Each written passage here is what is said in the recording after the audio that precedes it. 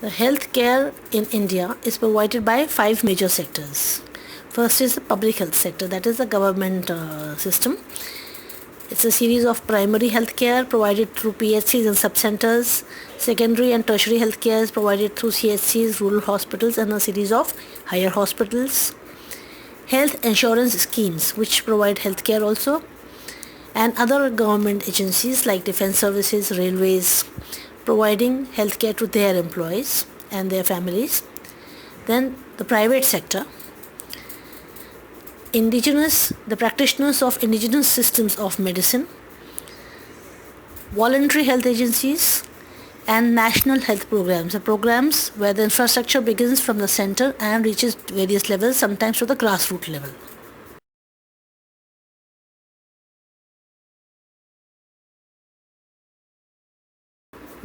The public health sector begins at the village level, then the sub-center level, primary health center, goes up to community health center, rural hospitals and district level hospitals, state level hospitals, regional level hospitals, the teaching hospitals of the state, and all India institutes.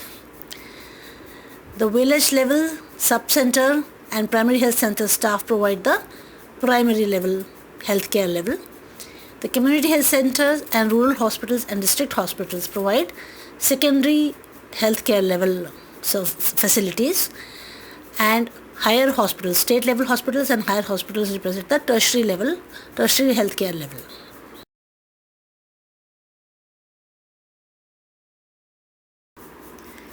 To understand the system of healthcare delivery in our country, we need to briefly see the administrative divisions of the country.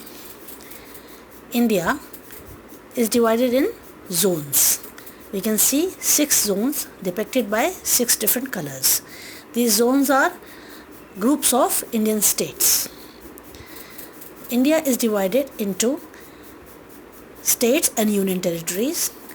These states and union territories are further divided into districts.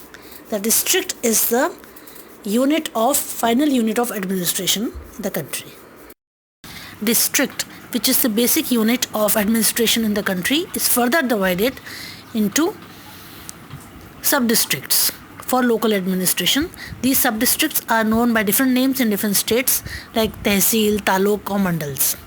The rural areas of the district have been divided into groups of villages called blocks. The individual unit of the blocks is the village. The urban areas of the district, in these areas lie towns, cities, large cities, and then these are governed by the municipalities.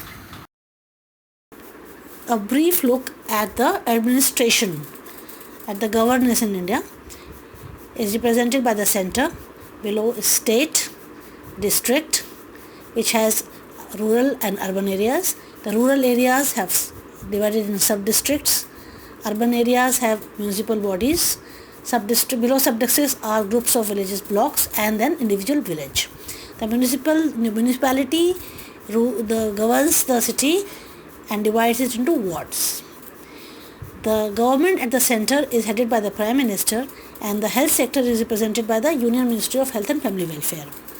At the state level, the head is Chief Minister, and the health system is represented by the State Ministry of Health and Family Welfare. The district level, collector is the district collector, and the Chief Medical Officer is in charge of the health services at district level. At block level, we have block development officers. The municipal bodies are headed by a mayor, and the municipal health officer is in charge of the health services. A brief history about the primary health care in India. Based on the Srivastava Committee report, Government of India launched a rural health scheme which was a 3-tier system of healthcare delivery. Soon after, India became a signatory to AMA-ATA International, which accepted Health for All by 2000 using primary care approach, and bound by this, National Health Policy was approved in 1983. Another national health policy was a revised national health policy was released in 2000. The first national population policy was in 2002. National Rural Health Mission was launched in 2005, under which the present system of primary health care delivery is set.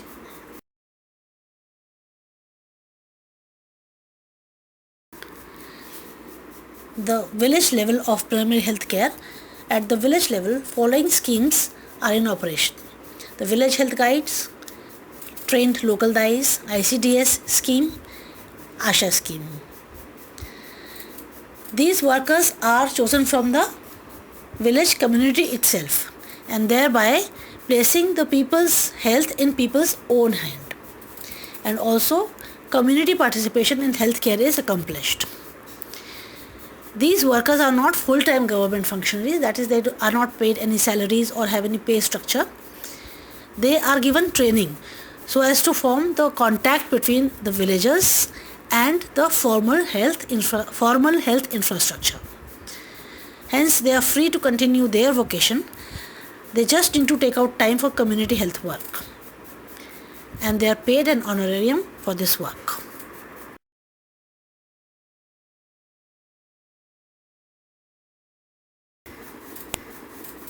Village Health Guide scheme was launched in 1977 under Village Health Guide scheme was launched in 1977 under a Rural Health Scheme.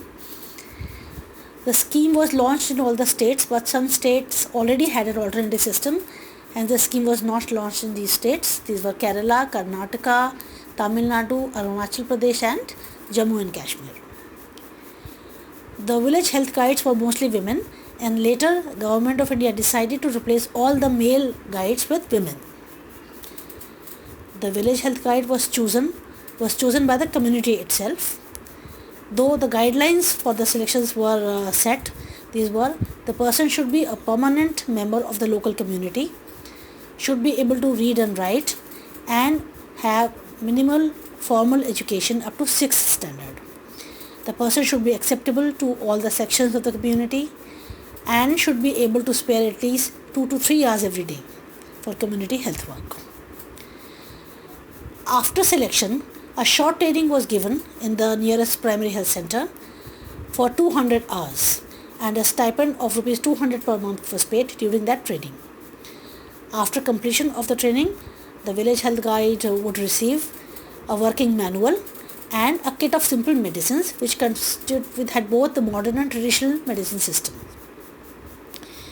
The duties for which the village health guides were trained was treatment of simple ailments and refer in time, first aid, maternal and child health, family planning, health education and sanitation. They were paid an honorarium of 50 per month initially, and which was revised from time to time, and medicines worth Rs 600 per annum. It was decided that once a village health guide is trained from a village, another one would not be trained from the same village because it incurs expenditure. So only after 3 years another village health guide would be trained. The target was to achieve one village health guide for each village, or one guide for 1000 rural population. The village health guide scheme has now been discontinued, and the community health work is now delivered by local DAIs. Local DAIs. DAI is the term used for the traditional birth attendants who traditionally help in carrying out deliveries, home deliveries, for decades in India.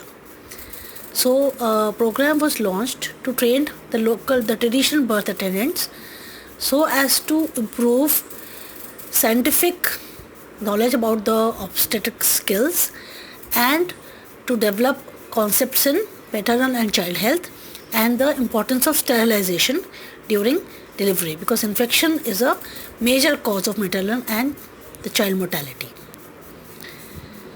The training is provided for 30 working days, during which the DAI is paid a stipend of Rs 200. The training is provided at the nearest primary health center, sub-center or MCH center. She is trained for 2 weeks at the center, and for the remaining 4 days of the week, She physically accompanies the female health workers to the villages.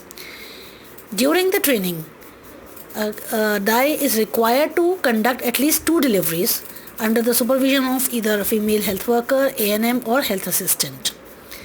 The main emphasis of the training is on maintenance of asepsis during home deliveries. After completion of training, each DAI receives a training kit, a delivery kit and a certificate. She is also trained to propagate small family norm, and the target is to train one local DAI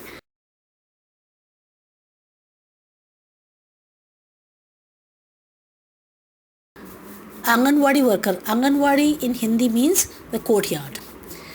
Anganwadi worker is employed under another scheme known as ICDS scheme, Integrated Child Development Services Scheme. Under this, there is one Anganwadi worker for a population of 400 to 800. She is not under NRHM, she is under ICDS. Anganwadi worker is also selected from the community in which she is supposed to work and then trained for 4 months.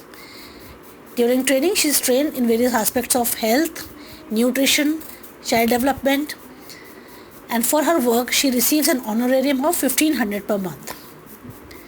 The services that she provides includes health checkup, that is arranging for the health checkup of the beneficiaries, growth chart monitoring, immunization, again arranging for the immunization of the beneficiaries, supplementary nutrition, health education, non-formal preschool education, and referral.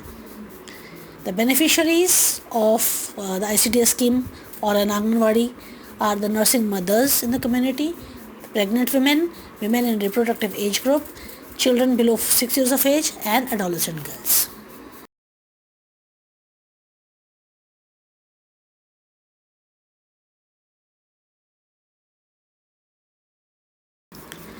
ASHA is the short form for Accredited Social Health Activist.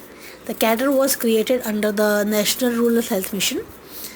She is supposed to be must be a woman who is a permanent resident of the village, married into the village, so that she stays there. The preferred age groups 25 to 40 years of age, should have formal education up to 8th standard. She should have good communication skills and leadership qualities. The ASHA then undergoes training for knowledge regarding the community health work and then given a drug kit to deliver the first contact healthcare like the village health guide was supposed to. In addition to this training, she has a series of periodic trainings while in service.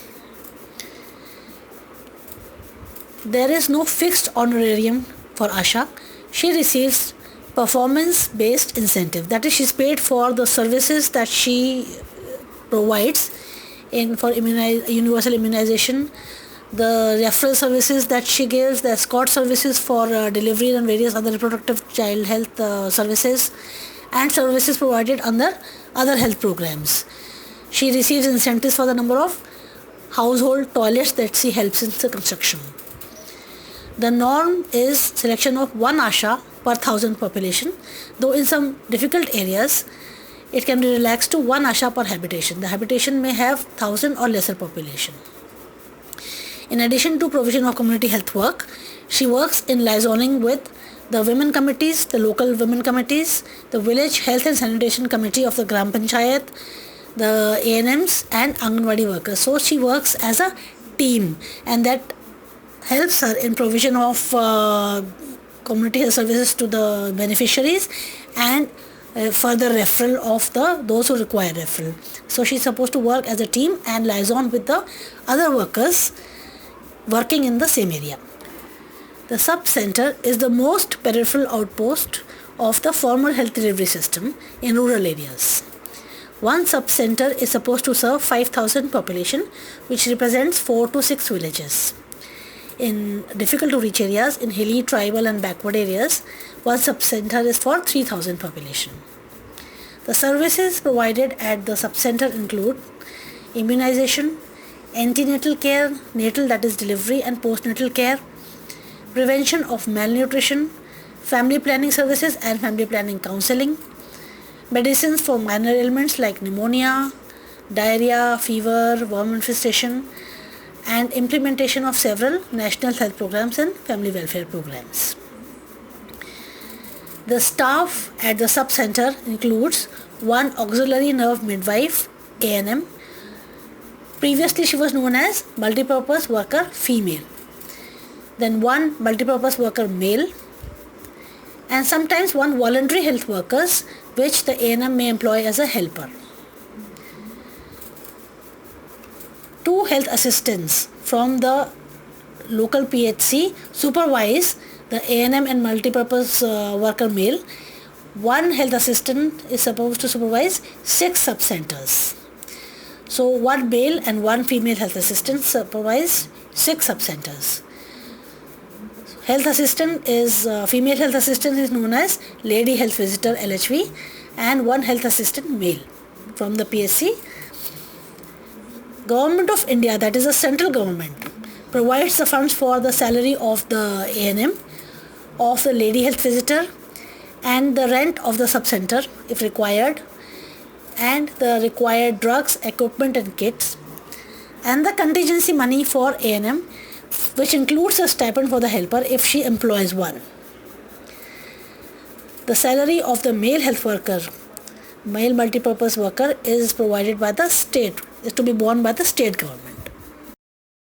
PHC or the primary health center is the next level. One PHC for every 30,000 population, 20,000 population in hilly, tribal and backward areas.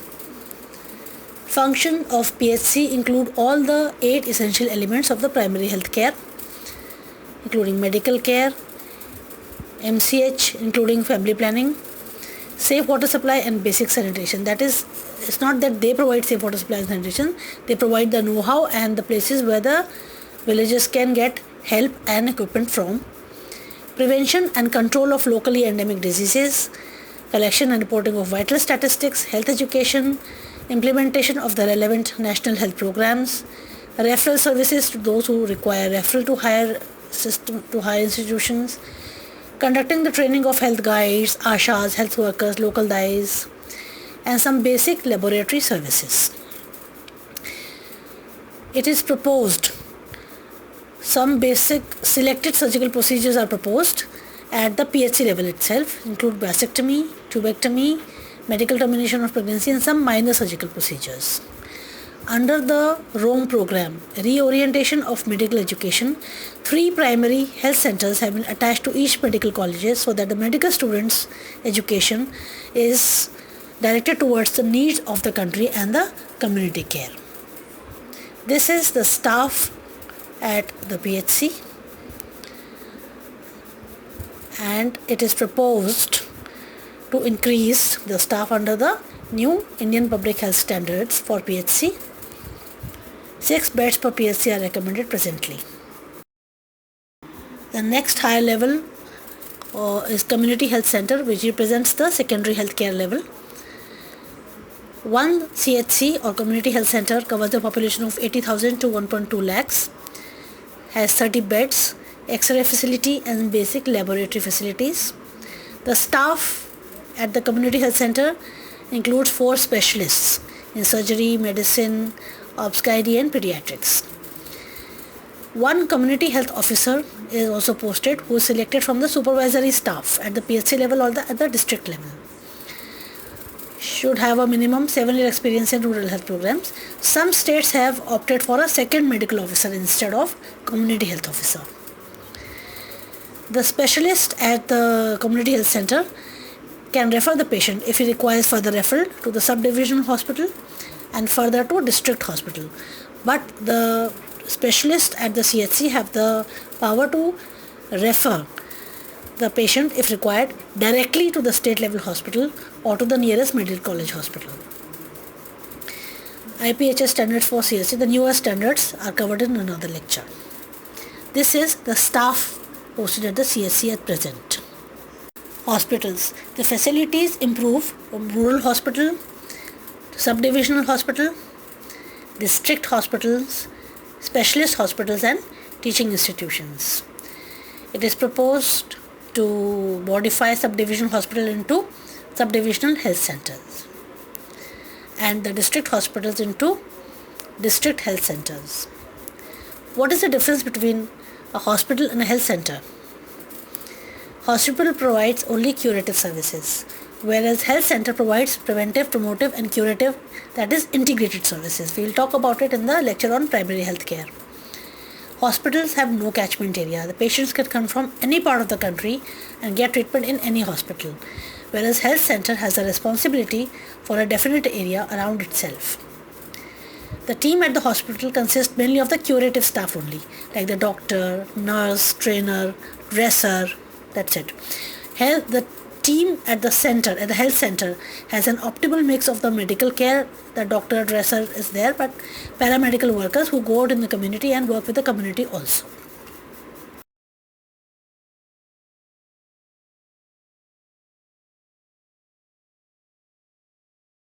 The main health insurance schemes providing health care are the ESI and CGHS.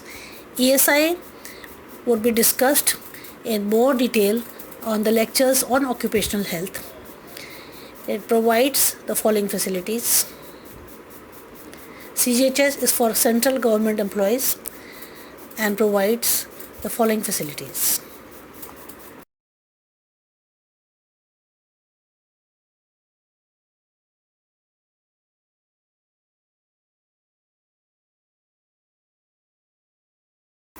Other agencies providing healthcare are Defence Medical Services. They provide services for their defence personnel and their families. Armed Force Medical Services, and the services are integrated and comprehensive. Healthcare of railway employees. For other agencies providing healthcare are Defence Medical Services. They provide services for their defence personnel and their families. Armed Force Medical Services, and the services are integrated and comprehensive. Healthcare of railway employees. For the employees, comprehensive and integrated through railway hospitals, health units, clinics. Environmental sanitation is supervised by the health inspectors in the railway.